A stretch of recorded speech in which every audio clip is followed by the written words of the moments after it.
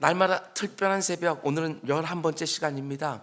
오늘 말씀의 제목은 나의 죄와 허물보다 하나님의 은혜는 항상 크다, 이런 제목으로 말씀 전하도록 하겠습니다. 나의 죄와 허물보다 하나님의 은혜는 항상 크다. 성경에서 가장 힘이 센 사람을 꼽으라면 우린 주저없이 삼손을 말할 것입니다. 그는 괴력의 사람이었습니다. 그의 힘은 믿을 수 없을 만큼 강했지요. 그러나 삼손은 놀라운 힘은 가졌지만 그 힘을 다스릴 줄은 몰랐던 사람입니다. 세상에서 가장 힘이 센 사람이 연약한 한 여인에서 힘없이 무너진 사건, 그게 바로 오늘 본문의 이야기지요. 삼손이 그 강한 힘을 가지고 있으면서도 연약한 한 여인에게 무너진 이유가 무엇이었을까? 삼손이 무너진 이유를 여러 가지로 말할 수 있겠지만 저는 딱 한 가지로 이번에 요약했습니다. 형식적인 신앙 때문이었다. 굉장히 무서운 말이에요. 형식적인 신앙. 나는 신앙생활을 하고 있다고 스스로 믿어요. 근데 하나님 앞에서는 그 어떤 가치도 없는 형식적인 신앙생활. 이스라엘의 사사로 부름을 받았지만 그의 신앙은 형식적인 신앙에 불과했다. 형식적인 신앙이 사사로 부름받은 삼손을 너무나 형편없는 모습으로 만들어 버렸다. 저는 그렇게 봅니다. 삼손은 태어날 때부터 나실인으로 구별되었습니다. 나실이라는 단어는 히브리어 나지르라는 단어에 나왔는데 거룩하게 구별된 것, 이런 의미예요. 그래서 나실인이라고 하면 하나님께 거룩하게 바쳐진 사람, 하나님께 구별되어 헌신된 사람, 이런 의미지요. 나실인에게는 자신이 하나님께 바쳐졌다는 것을 상징하는 삶의 특별한 표식들이 있었습니다. 우리가 잘 아는 것처럼 포도주와 독주를 금하는 것이고 부정한 것을 가까이 하지 않는 것입니다. 그리고 머리카락을 자르지 않습니다. 그런 표식들이 하나님께 바쳐진 사람이라는 일종의 표식이 된 거죠. 하나님은 삼손이 잉태될 때부터 나실인으로 따로 떼어서 구별하실 뿐만 아니라 엄청난 힘도 주셨습니다. 젊은 사자를 맨손으로 찢어 죽이고 나귀 턱뼈 하나로 블레셋 군사 1000명을 때려 죽이고 성문을 빗장채 뽑아버릴 정도로 엄청난 힘을 주신 것입니다. 여러분, 근데 삼손에게 있었던 그 엄청난 힘의 근원이 무엇이었느냐? 그것이 삼손 스토리에 계속해서 흐르고 있는 거예요. 삼손의 힘은 어디서부터 나오는 것이냐? 삼손의 커다란 몸집이나 강한 근육에서 나오는 힘이 아니었습니다. 특별히 뭔가를 먹거나 특별히 어떤 훈련을 해서 나오는 힘도 아니었지요. 사람들은 도저히 알 수 없는 힘의 근원, 어떤 면에서는 삼손 자신도 알지 못했던 힘의 근원, 만일 사람들이 알았더라면 블레셋 사람들이 여인들을 통해서 그가 가진 힘의 근원을 알아내려고 그렇게 애쓰지 않았을 것입니다. 사람들이 삼손이 가진 힘의 근원을 알 수 없었던 이유는 그의 능력이 하나님께로부터 온 것이었기 때문에 그렇습니다. 그래서 사사기를 보면 삼손이 엄청난 힘을 보여줄 때마다 반복해서 사사기 기자는 의도적으로 이런 표현을 사용하는 거예요. 하나님의 영이 그에게 임했다. 13장 25절, 소라와 에스타올 사이에 마하네단에서 여호와의 영이 그를 움직이기 시작하였다. 젊은 사자를 때려 죽일 때에도 14장 6절, 여호와의 영이 삼손에게 강하게 임했다. 아글론 사람 30명을 때려 죽일 때에도 14장 19절, 여호와의 영이 삼손에게 갑자기 임했다. 나귀 턱뼈로 블레셋 사람 1000명을 죽일 때에도 15장 14절, 여호와의 영이 삼손에게 갑자기 임하시매. 그러니까 삼손의 엄청난 힘은 그의 커다란 몸집이나 강한 근육에서 나온 것이 아니라 어떤 특별한 음식이나 훈련에서 나온 것이 아니라 하나님의 영이 함께 할 때만 나온 힘이었다고 사사기가 밝혀주고 있는 것이지요. 하나님이 삼손에게 이렇게 큰 힘을 주신 이유는 다른 게 아닙니다. 이스라엘 백성들을 블레셋의 공격으로부터 지키고 보호하라고 주신 것이지요. 그래서 삼손은 나실인의 규례를 따라 살 뿐만이 아니라 하나님의 뜻하신 대로 이스라엘 백성들을 지키고 보호해야 될 책임이 있었던 것이지요. 큰 힘에는 큰 책임이 있는 거 아니겠습니까? 삼손은 자신의 힘이 강한 만큼 더 강한 책임감을 가지고 살아야 했던 것이지요. 근데 삼손이 어떻게 살았습니까? 큰 힘은 누리지만 책임은 제대로 감당하지 않습니다. 삼손은 나시린에게 요구되어서는 여러 가지 표식들 가운데 딱 하나, 긴 머리카락만 붙들고 살았어요. 다른 요구들은 다 어기며 살았습니다. 포도주와 독주를 멀리하라고 말씀하셨는데 블레셋 사람들의 잔치 자리에서 포도주와 독주를 즐겼습니다. 부정한 것을 가까이서는 안 된다고 말씀하셨는데 사자를 죽이고 그 시체를 만지고 그 시체에 생긴 벌집에서 꿀을 챙겨 먹기까지 했어요. 나신의 표식들을 다 무너뜨리고 살았지만 유독 머리카락 하나만 집착하고 살았어요. 삼손의 이런 모습 여러분 어떻게 보이십니까? 저는 이런 생각이 들었어요. 이게 삼손의 신앙생활의 마지노선이었구나. 마지노선. 나실이라면 이것만큼은 꼭 지켜야 된다. 그가 생각했던 마지노선, 그게 바로 긴 머리카락이었어요. 머리를 자르지 않는 거. 머리카락을 안 자르는 것을 나실인의 마지노선으로 딱 그어놓고 나실인의 정체성을 겨우겨우 유지하며 살아가는 것, 그게 바로 삼손의 모습이었어요. 여러분이 생각하는 나의 신앙생활의 마지노선, 그거 저마다 있지 않습니까? 그럼 무엇입니까? 기독교인이라면 다른 거는 못해도 이것만큼은 반드시 지켜야 된다. 나의 마지노선.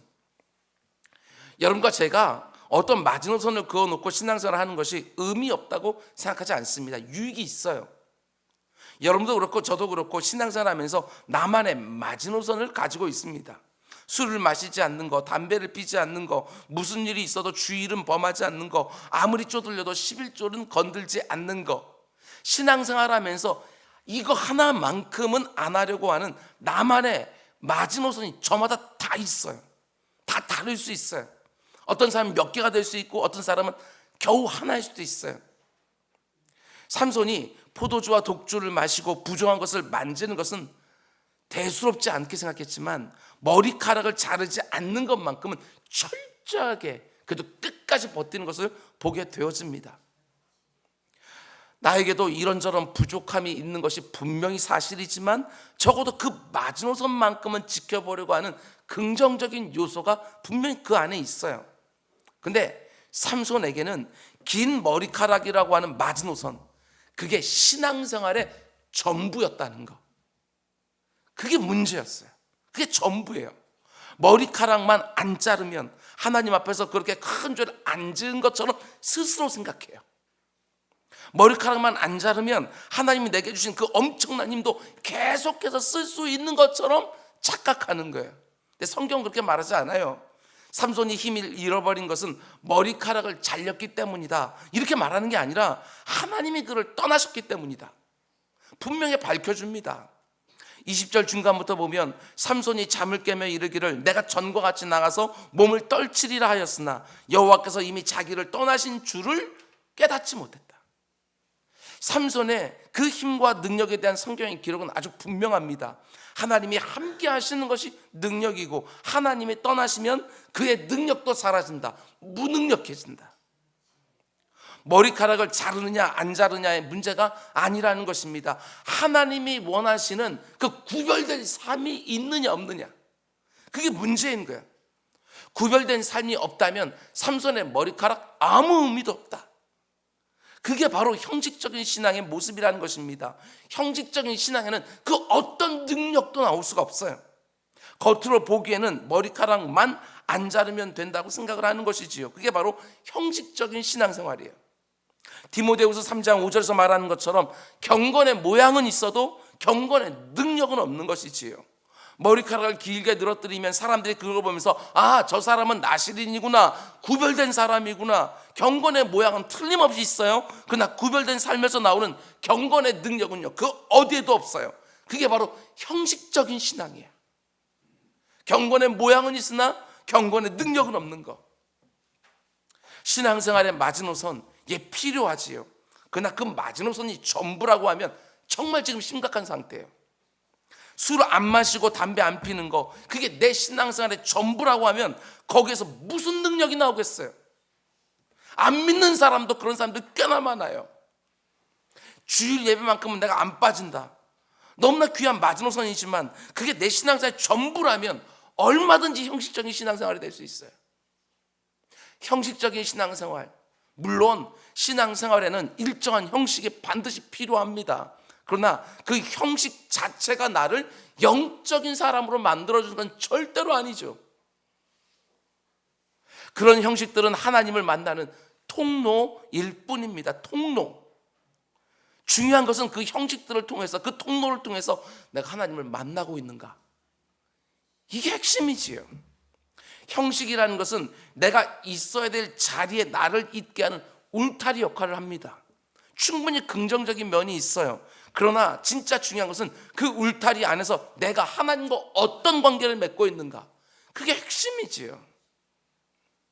형식이라는 것은 내가 있어야 될 자리에 나를 있게 해주고 또 하나님을 만나는 통로지만 그 자체가 능력이 될 수는 없다는 것입니다. 나는 주일 예배만큼은 무슨 일 있어도 드린다. 그게 나의 마지노선이 될 수 있어요. 그런데 그 주일 예배라는 형식을 통해서 하나님 만나지 못한다? 그럼 그 예배 속에 담겨져 있는 복과 능력은 하나도 못 누리는 거예요. 나는 이것도 못하고 저것도 못하지만 시간을 정해놓고 말씀을 묵상하고 기도하는 것만큼은 지키려고 한다. 이게 참 귀한 모습이에요. 너무나 중요한 마지노선입니다. 그런데 그것은 형식이에요. 통로 아닙니까? 말씀 묵상과 기도라는 형식과 통로를 통해서 내 기도를 들으시는 하나님, 내게 말씀하시는 하나님을 만나지 못한다면 그게 무슨 힘과 능력이 되겠냐고요. 오늘 이 새벽에 꼭 돌아보셔야 됩니다. 내 신앙생활의 마지노선, 그거면 정말 충분한 것인지, 고작 그거 하나 하고 있다고 해서 전혀 문제 없는 것처럼 내가 생각하고 있는 것은 아닌지, 고작 그거 하나 잘 지키라고 하나님이 자기 아들까지 나를 위해 내어주신 것인지 우리는 한번 생각해 보셔야 되는 게, 아니 그 마지노선만 겨우겨우 지키고 있는 것이 아니라 성경이 말하는 것처럼 예수 그리스도의 장성한 분량까지 너희는 자라가라고 말씀하시고 있고 표대를 향하여 전심전력하라고 말씀하고 있는데 그 마지노선을 점점 넓혀가지 못하고 겨우겨우 한두 개 딱 붙들고 내 신앙생활에 문제가 없는 것처럼 생각하게 되어지면 거기서 무슨 하나님의 능력이 역사하겠냐고요. 오늘 이 새벽에 나의 마지노선, 내가 끝까지 붙들고 있는 거, 그거 하나면 정말 충분한 것인지 하나님의 돌아보시고요, 하나님이 이것저것 요구할 때 하나님 그것도 하기를 소원합니다. 내게 힘과 의지를 주십시오 하고 기도하는 우리 모두가 될 수 있기를 주님의 이름으로 축원드립니다. 여러분, 그런데 형식적인 신앙은 결국 어떤 모습으로 드러나느냐? 경계가 없습니다. 형식적인 신앙에는 왔다 갔다 하는 것이지요. 뚜렷한 경계가 없이 삽니다. 그게 바로 형식적인 신앙생활의 폐해예요. 삼손의 삶에서 반복적으로 등장하는 모습이 있습니다. 삼손은 이스라엘의 사사였지만 끊임없이 블레 사람들의 땅으로 내려갑니다. 블레 사람들의 땅을 마치 재짓 드나들듯이 왔다 갔다 하는 거예요. 14장 1절, 삼손이 딥나에 내려가서 거기서 블레 사람들의 딸들 중에서 한 여자를 보고, 16장 1절, 삼손이 가사에 가서 거기서 한 기생을 보고 그에게로 들어갔더니, 16장 4절, 삼손이 소래골짜기에 들리라는 이름하는 여인을 사랑하며, 다 블레셋 땅이에요. 삼손은 부르심을 받은 자리에 머무르지 않습니다. 계속해서 블레셋 땅으로 내려가는 거예요. 거기서 블레셋 여인을 만나고 거기서 기생을 만나고 거기서 기쁨을 느껴요. 한마디로 경계가 없는 삶을 사는 것이지요. 구별되지 않아요. 이스라엘 사람들의 땅과 블레셋 사람의 땅을 계속해서 오고 가는 경계가 없는 삶, 구별되지 않는 삶. 하나님의 사람들이 타락하는 모습을 보면 대부분은요, 경계가 없는 삶을 살았던 것을 공통적으로 보게 되어집니다. 하나님이 부르시고 지정해 주신 자리를 떠나서 살고, 하나님이 부르신 자리를 떠나서 자신의 욕망을 추구하고, 하나님이 딱 정해놓으신 길을 떠나서 성공을 추구하고, 하나님이 정해놓으신 방법을 떠나서 이 세상의 방식과 논리를 가지고 살아가지요. 경계가 없습니다. 구별됨이 없어요. 이 세상과 진배가 없어요. 삼손을 나신이로 구별하신 것처럼 여러분, 하나님은요, 여러분과 저를 이 세상에 딱 떼어놓고 그리스도인, 하나님의 자녀 구별하셨어요. 여러분과 저의 삶의 경계를 딱 그어주신 것이지요. 그러니까 그리스도 안, 하나님 앞, 그것이 바로 여러분과 제가 살아가야 되는 자리인 거예요. 그리스도 안에서 하나님 앞에서, 그게 바로 여러분과 제가 반드시 있어야 되는 자리죠. 거기서 발견돼야 되는 거예요, 늘. 그 사도 바울은 그리스도를 만난 이후에 빌립보서 3장에서 이렇게 고백합니다. 내가 그를 위하여 모든 것을 잃어버리고 배설물로 여김은 그리스도를 얻고 그 안에서 발견되려 합니다. 바울은 자기 인생에 늘 그리스도 안에서 발견되기를 원했던 거예요. 내가 지금 힘쓰고 애쓰고 수고하고 있는 일이 그리스도 안에 있는 일이라면 나에게 너무너무 가치가 있는 일이지만, 아무리 모든 사람들이 다 가치가 있다고 말하는 일이라도 그리스도 밖에 있는 일이라면 나는 그거 안 하겠다는 거예요. 아니, 안 하는 정도가 아니라 배설물처럼 버리겠다는 거예요. 그리스도 안에 내 삶이 있고, 그리스도 안에 내 인생의 계획이 다 들어있고, 그리스도 안에 내 삶의 목표가 담겨있는 그런 삶, 바울은 살고 싶어 했어요. 한번 이것도 점검해 보셔야 돼요. 나의 모든 것들은 다 그리스도 안에서 발견되기를 내가 정말 원하고 있는지. 이게 바로 하나님이 여러분과 저를 불러주신 목적이에요. 그게 바로 이 세상과 다르게 살도록 부름받은 그리스도인들의 모습이라는 것입니다. 여러분과 저는 그리스도 안에서 사는 것이고 하나님 앞에서 살아가는 것입니다. 먹든지 마시든지 무엇을 하든지 그분을 늘 의식하면서 살아가는 것이지요. 근데 삼손의 모습은 어떻습니까? 하나님이 지정해 주신 자리를요 너무나 쉽게 떠나요. 하나님이 구별된 삶을 살라고 나시린으로 불러주셨는데 삼손이 블레셋 딥나에서 발견이 되어져요. 블레셋 가사 땅에서 발견되어지고 블레셋 소래 꼴짝에서 늘 발견되어지는 거예요. 이스라엘의 사사인데 늘 블레셋 땅에 가 있습니다. 경계가 무너지는 거예요. 딱딱 구별된 모습이 그 어디에도 보이질 않아요. 삼손은 나시린으로 머리카락은 길렀지만 자기 인생의 기쁨을 하나님 안에서 찾는 것이 아니라 세상 속에서 찾았어요. 잘 돌아보셔야 돼요. 나는 내 인생의 기쁨을 그리스도 안에서 찾고 있는지 세상 속에 찾고 있는지. 나시린이라는 이름은 가졌지만 그의 관심과 욕망은 세상 속에 딱 붙어 있어요. 그게 바로 성도의 타락이지요. 여러분과 제가 그리스도인으로 이 땅을 산다는 것은 어떤 종교적인 행위라는 게 아니지 않습니까? 하나님 앞에서 살아간다는 말은 그리스도 안에서, 하나님 앞에서, 그래야 신실한 믿음과 참된 경건이 비로소 가능해지는 거예요.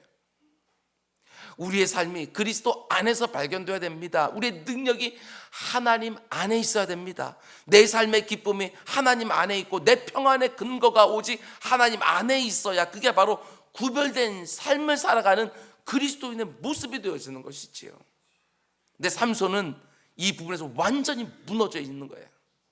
나시린이라고 하는 형식은 가지고 있지만 나시린으로서의 구별된 삶이라고 하는 내용은 없는, 형식은 있지만 내용은 없는 껍데기, 그게 바로 삼손의 타락이었어요. 왜 이렇게 이게 심각하게 이 말씀이 보이는지, 우리의 모습이 그 가운데 투영되어 있기 때문이 아닐까. 세상에 나가게 되어서 마치 힘이 있는 것처럼 이것저것 다 하는데 하나님 앞에서는 형식적인 우리들의 모습이 보이는 거야. 여러분, 형식적인 신앙은 경계가 없는 삶으로 이어지고 더 나아가서 심각한 영적 무감각으로 이어지는 것을 보게 되었습니다. 영적인 감각이 다 사라져 버려요. 삼손이 들릴라의 끈질긴 요청에 못 이겨서 자신의 힘의 근원이 머리카락에 있다고 마침내 말하게 됩니다. 그래서 들릴라가 삼손을 자기 무릎에 베고 잠들게 한 다음에 그 머리카락을 잘라버리는 거예요. 그리고 블레셋 사람들이 당신을 잡으려고 들이닥쳤다고 소리를 지르며 삼손을 깨웁니다. 연기하는 것이지요. 20절, 들릴라가 이르되 삼손이여 블레셋 사람이 당신에게 들이닥쳤느니라 하니 삼손이 잠을 깨며 이르기를 내가 전과 같이 나가서 몸을 떨치리라 하였으나 여호와께서 이미 자기를 떠나신 줄을 깨닫지 못하였더라. 하나님이 나를 떠나셨는데 그걸 깨닫지 못하였더라. 심각한 영적 무감각 아니에요? 들릴라가 삼손의 머리카락을 밀었을 때 머리카락만 잘린 게 아닙니다. 하나님이 그를 떠나시는 거예요. 하나님과 관계에서 삼손이 잘려나가는 거예요. 그런데 삼손은 어떻습니까? 자기에게서 하나님이 떠나신 것조차 알지를 못해요. 심각한 영적 무감각. 이게 바로 형식적인 신앙생활의 결과라는 것입니다. 하나님이 떠나가셨는데도 전혀 의식하지 못하고 불편함도 없습니다. 하나님이 떠나가셨는데도, 임마누엘의 하나님이 사라졌는데도 그걸 의식하지도 못하고 내 영혼에 불편함도 없다? 심각하죠. 구약 성경을 보게 되어지면 하나님의 사람들이 타락할 때 하나님이 그들을 떠나셨어요. 근데 심각한 것은 그들이 하나같이 그 사실을 몰랐다는 것입니다. 사울 왕이 그랬어요. 내가 너를 버렸노라. 사무엘에게 통해서 들었는데도 불구하고 대수롭지 않게 생각을 하고, 하나님이 나를 버리셨는지 안 버리셨는지 그건 모르겠고 나하고 백성들과 함께 나가서 내 체면이나 좀 세워주십시오. 이게 사울 왕의 모습이에요. 솔로몬도 그랬어요. 1,000번제를 드리면서 정말 기가 막히게 하나님 앞에 등장을 했지만 그 이후에 이방 여인들을 만나서 그 영혼이 심각하게 타락해 있는데도 불구하고 솔로몬은 그걸 몰라요. 오늘 본문의 삼손도 그런 거예요. 하나님이 자신을 떠나신 것조차 모르지요. 어떤 분들은 이렇게 말할 수 있을지 모르겠습니다. 하나님이 떠나셨는데 어떻게 그걸 모를 수가 있겠습니까? 당연하지요. 형식적인 신앙이니까. 평상시부터 하나님과의 친밀한 교제가 없이 형식적인 틀만 있었으니까 하나님이 있든 없든 모르는 거예요. 형식만 남아있으면. 이게 무서운 거 아닙니까? 형식적인 신앙으로 내가 주일 예배 가고 있어요. 내가 11조 드리고 있어요. 이런저런 봉사하고 있어요. 근데 그 가운데 하나님과 교제가 없으니까 하나님이 나를 떠나셨는지 안 떠나셨는지 형식만 남아있으면 모르는 거예요. 이게 얼마나 두려운 모습이냐고요. 우리 인생에서 가장 큰 비극이 있다면 하나님이 떠난 상태로 살아가는 것입니다. 내 삶에 하나님의 영광이 떠나버리면 아무리 화려한 인생을 살아도요 아무 의미가 없습니다. 하나님의 영광이 떠난 후에 삼손의 모습을 보십시오. 블레 사람들에 의해서 두 눈이 뽑혀요. 그래 자신만만한 사람이 온몸이 쇠사슬에 묶여서 마치 짐승처럼 맷돌을 돌리는 처지로 전락해 버렸습니다. 그게 바로 하나님의 영광이 떠난 성도들의 모습인 거예요. 여러분뿐만 아니라 이런 점까지 보셔야 됩니다. 삼손이라는 이름의 뜻이 뭐냐? 작은 태양, 이런 뜻이에요. 작은 태양. 그가 태어났을 때 이스라엘은 블레셋의 압제 아래서 암흑과 같은 시기를 보내고 있었습니다. 그런데 하나님이 그들을 구원하기로 작정하시고 그 이를 위해서 태어난 아기가 삼손, 작은 태양이에요. 짙은 어둠 가운데 있는 이스라엘에게 하나님이 보내주신 빛과 같은 존재, 그게 삼손이었어요. 그런데 삼손은 작은 태양이라는 이름에 걸맞지 않는 삶을 살았어요. 그런데 삼손의 그런 걸맞지 않은 삶 배후에 누가 있었어요? 블레셋의 여인들이 있었어요. 그 여인들의 이름이 성경에 다 기록되어 있지 않습니다. 그러나 마지막 여인의 이름만큼은 분명하게 밝혀져요. 의도가 있지 않겠습니까? 사사기는 삼손의 어머니 이름조차도 밝혀주지 않아요. 그저 마노아의 아내, 자기 아버지의 이름만 나오고요, 어머니의 이름은 나오지도 않아요. 그러나 이 마지막 블레셋 여인의 이름만큼은 분명하게 기록하고 있어요. 들릴라. 여기에 뭔가 의도하는 것이 있지 않겠습니까? 들릴라라고 하는 이름의 뜻이 뭐냐? 밤의 여인, 이런 뜻이에요. 이게 참 묘하지 않습니까? 작은 태양이라는 이름의 삼손과 밤의 여인이라고 하는 이름의 들릴라. 그러니까 작은 태양인 삼손이 소래골짜기에서 밤의 여인 들릴라를 만나서 사랑에 빠졌어요. 삼손이 소래골짜기에서 만난 여인이 자신의 이름을 딱 말했을 때 삼손은 경계했어야 되는 거예요. 우리는 그 당시 사람들의 이름의 뜻을 잘 알지는 못하지만 그 당시 사람들은 어느 정도 다 알지 않았겠어요? 그 여인의 이름이 들릴라, 밤의 여인이라는 것을 알았을 때 이 작은 태양인 삼손은 경계했어야 되는 거예요. 태양이 암흑을 만났습니다. 그런데 삼손은 경계하지 않습니다. 그게 바로 형식적인 신앙의 모습, 영적으로 무감각한 상태라는 것을 대수롭지 않게 생각했던 삼손의 모습이지요. 작은 태양이 밤의 여인의 무릎을 베고 깊은 잠에 들었어요. 이게 바로 삼손의 운명을 극적으로 보여주는 장치인 거예요. 태양이 암흑의 무릎을 베고 깊이 잠들어 버렸으니 그 빛을 잃어버리는 것은 너무나 당연하지 않겠어요? 삼손은 결국 블레 사람들에게 포로가 되어 두 눈이 뽑혔습니다. 두 눈이 뽑혔다. 빛을 완전히 잃어버린 거예요. 보일 수 없는 존재, 빛을 모르는 존재가 되어버린 것이지요. 이스라엘을 블레셋 손에서 구원해야 될 자로 부름을 받은 그 작은 태양이 블레셋의 그 밤의 여인에게 굴복하여 그 빛을 잃어버리고 노예로 전락해버렸다. 암흑과 싸워야 될 태양이 밤의 어둠에 삼켜버린 바 되었다. 그게 바로 형식적인 신앙의 결국이라는 것입니다. 근데 너무나도 두려운 것은 이게 삼손만의 이야기처럼 안 들린다는 것입니다. 여러분과 저를 포함해서 오늘날의 성도들의 모습처럼 왜 이렇게 보이는지 우리 주님 말씀하셨어요. 너희는 이 세상의 빛이라.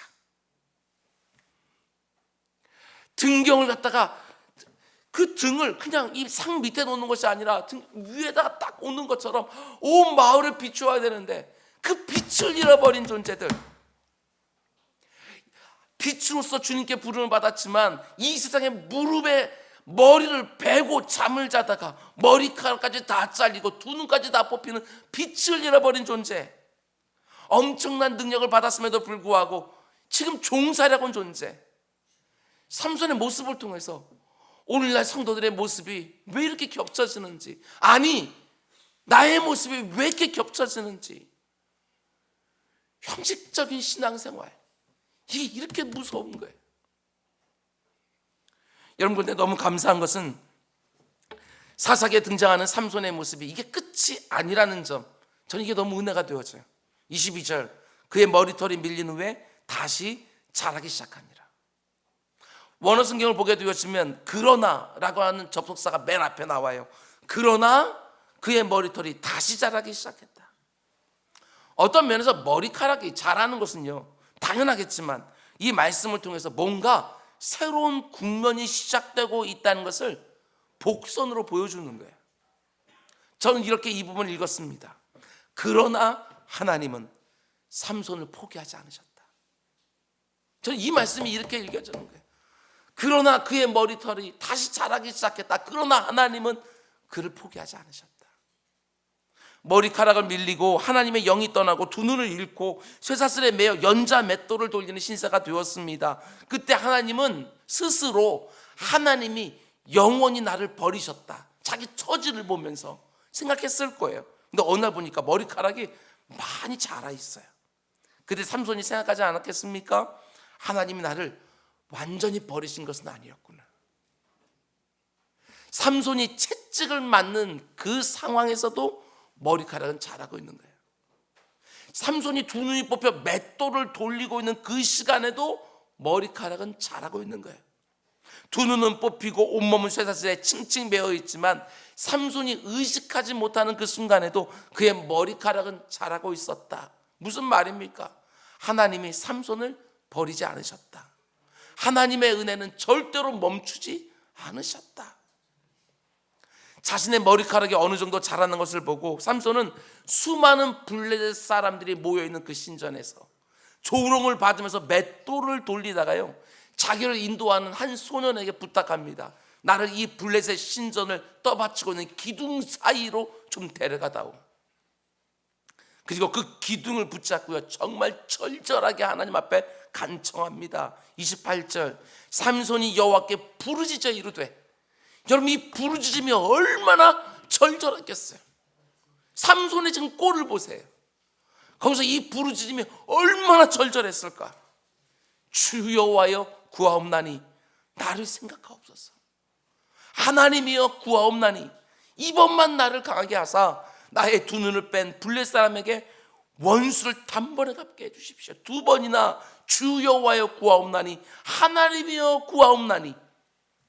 한 번만 더 기회를 주셔서 이스라엘의 사사의 사명을 마지막에라도 감당할 수 있게 해달라고 지금 간절하게 기도하고 있는 거예요. 기도를 마치고 수많은 블레셋 사람들이 모여있는 신전의 기둥을 힘을 다해서 밀기 시작합니다. 그러자 기둥이 흔들거리면서 쓰러지고 신전이 무너지는 거예요. 그 자리에 있었던 블레셋의 고관 대작들이요, 여러분 삼손과 함께 죽어요. 성경은 이렇게 말합니다. 30절 뒷부분을 보면 삼손이 죽을 때에 죽인 자가 살았을 때보다 죽인 자보다 훨씬 많았더라. 하나님이 그 사사 같지도 않은 사사의 마지막 기도를 외면하지 않으셨다는 거, 저는 그게 너무나 은혜가 돼요. 삼손이, 하나님이 삼손과 같은 사람에게도 은혜를 거두지 않으셨다. 여러분, 삼손의 이야기는요, 하나님의 사람들은 언제든지 다시 일어설 수 있다는 것을 보여주는 거예요. 하나님이 베푸시는 은혜는 우리가 지은 죄보다 훨씬 더 크다는 거, 그걸 보여주는 것이죠. 삼손의 머리카락이 다시 자란 것은 그가 무엇을 행한 결과가 아니었습니다. 오직 하나님의 변하지 않는 사랑과 은혜 때문에 그의 머리카락이 다시 자라기 시작한 것이지요. 그렇습니다. 하나님의 은혜는 내가 뭔가를 했기 때문이 아니라 내가 전적으로 무능할 때조차도 하나님께로부터 일방적으로 부어지는 거예요. 하나님의 은혜는 일방적이다. 그래서 우리는 은혜 이렇게 부르는 거예요. 나에게 그 어떤 자격이나 조건이 없음에도 불구하고 일방적으로 부어지는 하나님의 호의, 그게 은혜지요. 바로 이 은혜 때문에 모든 죄인들에게는 소망이 있는 거예요. 여러분과 제가 구별된 삶에 실패했다고 해서 버리는 게 아닙니다. 언제든지 내가 하나님께 매달리고면 다시 기회를 주시는 분이 우리가 믿는 하나님이에요. 성경에 등장하는 사람들을 보십시오. 실패를 경험하지 않은 사람들이 없습니다. 아브라함도 실패했었고, 모세도 실패했었고, 다윗도 실패했어요. 베드로도 실패했던 사람이고, 사도 바울은 말할 것도 없고, 그런데도 하나님이 그 실패한 사람들에게 다시 은혜를 베풀어 주셔요. 이 자리에 실패한 분이 계십니까? 지금 넘어져 주저앉은 분이 계십니까? 내 인생에 이제 더 이상 소망은 없다, 이렇게 생각하는 분이 계십니까? 꼭 기억하시기 바랍니다. 하나님의 은혜의 크기는 내가 생각하는 것보다 훨씬 더 크다. 하나님의 은혜의 크기는 내가 저지른 죄와 허물과 실패보다도 언제나 더 크다. 이걸 믿어야 되는 거예요. 그 시편 기자는 이렇게 고백합니다. 주는 선하사 사죄하기를 즐거워하시며, 우리의 죄를 용서해 주는 것을 하나님이 오히려 즐거워하신대요. 우리는 면목 없어 하지만 하나님은 즐거워하신대요. 그리고 그 다음 말 좀 보십시오. 주께 부르는 자에게 인자하심이 후하심이라. 이 표현이 기가 막히지 않습니까? 하나님의 인자하심이 후하시다. 내가 무엇을 기대했던지 그것보다 후한 것, 그게 바로 하나님의 은혜라는 게, 그 은혜를 붙잡고 다시 시작하는 거예요. 그러면 내 머리카락도 다시 자라기 시작해요. 여러분, 그러나 삼손의 마지막 모습을 보면서 아쉬움이 남는 것은 사실이에요. 삼손이 힘이 있었을 때, 그때 하나님의 뜻을 따라 살았더라면 얼마나 더 놀라운 일을 했을까. 그런 아쉬움이 사실 남아요. 여러분과 저에게 적용하면 인생의 노년이 되어서 하나님을 인격적으로 만나는 거 너무나도 큰 은혜이지만, 젊었을 때 그 하나님을 만났더라면 얼마나 더 하나님을 기쁘시게 하며 살았을까. 그런 아쉬움이 남는 거잖아요.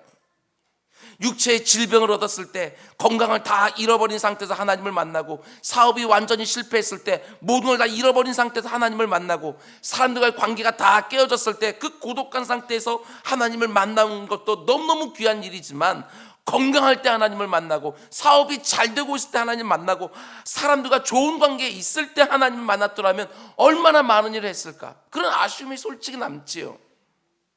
여러분, 다시 자라나고 있는 삼손의 머리카락, 오늘 이 새벽에 꼭 기억하시기 바랍니다. 내가 지금까지 어떻게 살았든, 내가 하나님을 얼마나 자주 떠났든, 내가 얼마나 하나님과 세상을 왔다 갔다 했든, 하나님이 내게 주신 각양 좋은 것들을 얼마나 헛되이 하면서 지금까지 살았든, 내 인생에 얼마나 많은 시간들이 이미 흘러버렸든 꼭 기억하시기 바랍니다. 하나님의 은혜는 언제나 후하시다. 하나님의 은혜는 나의 약함과 허물과 모자람과 한심함을 훌쩍 넘어서신다. 내가 인식하지 못하더라도 이번 특별 새벽기를 통하여 여러분과 저의 머리카락은 지금 자라고 있는 거예요.